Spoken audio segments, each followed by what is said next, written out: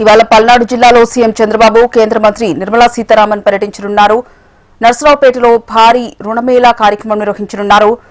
Credit out reach ను చంద్రబాబు ప్రారంభించనున్నారు. 2,500 కోట్ల రూపాయల లబ్దిదారులకు పంపిణీ చేయనున్నారు. పర్యటనలో ఎలాంటి ఇబ్బందులు తలెత్తకుండా అన్ని ఏర్పాట్లు పూర్తి చేశారు అధికారులు. ఇసప్పాలెంలో హెలిప్యాడ్ ఏర్పాట్లను జిల్లా collector Kritika Shukla, incharge SP Umamaheswararao పరిశీలించారు.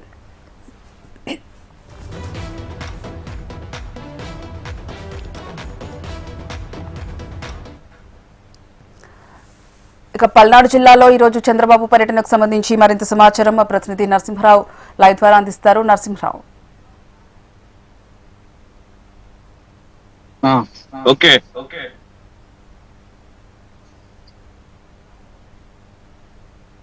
ఎస్ నరసింహరావు, చంద్రబాబు పర్యటన నేపథ్యంలో పల్నాడు జిల్లాలో అధికారులు ఎలాంటి ఏర్పాట్లు చేశారు?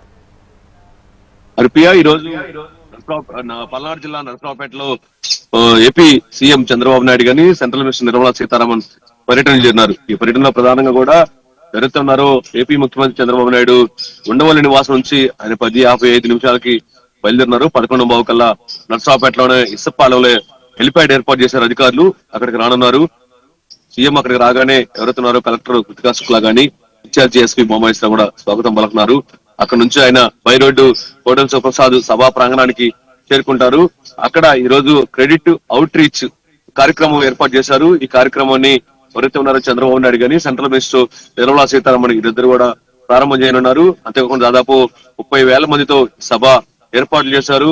ఈ ఏదైతే ఉందో క్రెడిట్ అవుట్ రీచ్ కార్యక్రమం ఏదైతే ఉందో ఇది పిఎం ఎఫ్ఎంపీ గాని, అంతే కూడా పిఎం ఈజీపీ గాని, ముద్ర లోన్లు గాని, అంతేకాకుండా ఎంఎస్ఎంఈ ఏవైతే చిన్న పరిశ్రమలకు కూడా లోన్లు ఇవ్వాలి, రుణాలు ఇవ్వాలని చెప్పేసి భారీ రుణమేళాన్ని ఈ రోజు నర్సరావుపేటలోనే మరి కాసేపట్లో సీఎం చంద్రబాబు నాయుడు గాని సెంట్రల్ మినిస్టర్ ఉన్నటువంటి ఆర్థిక శాఖ మంత్రి నిర్మలా సీతారామన్ ఇనాగ్రేషన్ చేయనున్నట్టు కూడా మనం చెప్పుకోవచ్చు. ఇప్పటికే ఈ సభ కానీ ఈ కార్యక్రమం నేపథ్యంలోనే జిల్లా అధికారులు పూర్తి స్థాయిలో ఏర్పాటు చేశారు.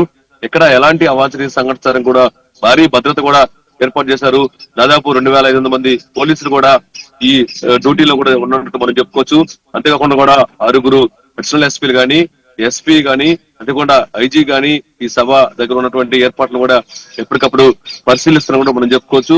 సో మొత్తంగా మనం చూస్తే మాత్రం ఈ రోజు ముఖ్యమంత్రి చంద్రబాబు నాయుడు ఉండవల్లి నివాసం నుంచి కోడెల ఇసప్పాలెం చేరుకుంటారు. అక్కడ నుంచి కోడెల సభా ప్రాంగణానికి చేరుకుంటారు.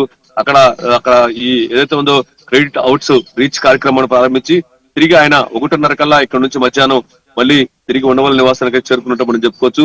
సో మొత్తంగా మనం చూస్తే మాత్రం సెంట్రల్ మినిస్టర్ గాని సీఎం చంద్రబాబు నాయుడు పల్నాడు జిల్లాలో ఈరోజు పర్యటన చేయనున్నారు. హరిప్రియ. Right, thank you Narasimharao.